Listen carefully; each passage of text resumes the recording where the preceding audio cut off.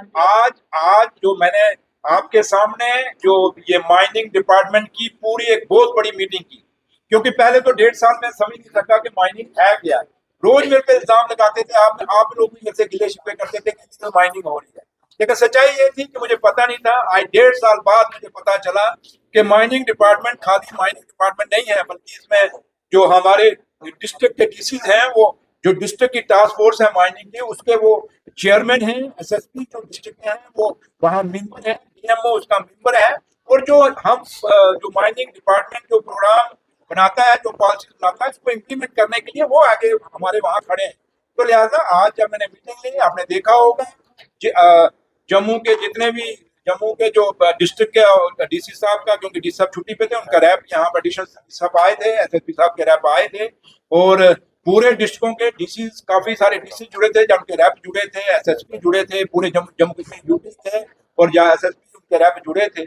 आज एक बात क्लियर कर दी है, हमने कहा कि इलीगल माइनिंग नहीं होगी। जैसे मैं कल गया था खुंदवाल में, मैंने देखा कि वहाँ एक कंपनी है कोई शिवालय, उसने पूरा तभी को ही डाइवर्ट कर दिया। और आज खुंदवाल और जो आपका शेर कश्मीर एग्रीकल्चर यूनिवर्सिटी चट्ठा, जो वहाँ आपका वो पूरा पानी आया था, बरसात में फ्लड आया था, उसका कारण जो था बांध वहीं से टूटा था खुंदवाल से।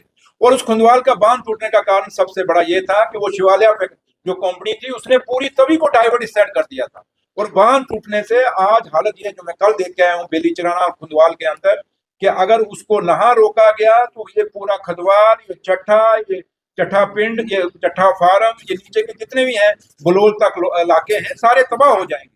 तो इसलिए इस माइनिंग को रोकने की जरूरत है। और आज मैंने बिल्कुल क्लियर डायरेक्शन दे दिया है कि विदाउट पर्ची क्रैशर से कोई गाड़ी नहीं निकलेगी। जो पर्ची सिस्टम है हमारा, जो जिसको माइनिंग डिपार्टमेंट कंट्रोल करता है, उस पर्ची के बगैर कोई गाड़ी नहीं निकलेगी क्रैशर से।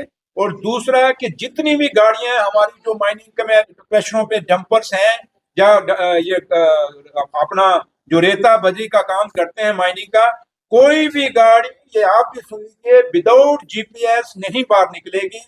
ये भी डायरेक्शन हमने दे दी, क्योंकि नई जो हमने रिफॉर्म्स माइनिंग में लाए जब से मैं मिनिस्टर बना हूँ, ये 2 महीने पहले आपने देखा होगा, हमने बाइसैक एक कंपनी जो है वो, उसके हवाले पूरा इसका नेटवर्क ऊपर से हम पूरा चेक करेंगे थ्रू नेटवर्क के भाई कहाँ कहाँ सैटेलाइट से हम देखेंगे कहाँ गाड़ी कौन सी है। और दूसरा हमने सीखा जितने भी एमडीएल थे, क्योंकि एमडीएल एक ऐसा था जो ये लोगों को डिस्पोजल दिए जाते थे, मिनरल डिस्पोजल दिए जाते थे, जिसके साथ इलीगल माइनिंग, वो आज की डेट में सारे एमडीएल मैंने कैंसिल कह दिए, मैंने उनको कह दिया। जितना भी एसटीपी जो शॉर्ट टर्म परमिट थे, उनको बड़ी बड़ी कंपनियों को दिए गए। मैंने कहा उसको भी, मैंने सेक्रेटरी साहब क्योंकि नया उन्होंने ज्वाइन किया, मैंने उनको डायरेक्शन दे दिया है, जितनी भी एसटीपी हैं उनको रिविजिट करिए, अगर कैंसिल करने की जरूरत है तो कैंसिल करिए। कोई भी कंपनी की गाड़ी, कोई भी क्रैशर की गाड़ी विदाउट जेपीएस नहीं निकलेगी, विदाउट पर्ची माइनिंग पे नहीं निकलेगी। ये आप लोगों को हम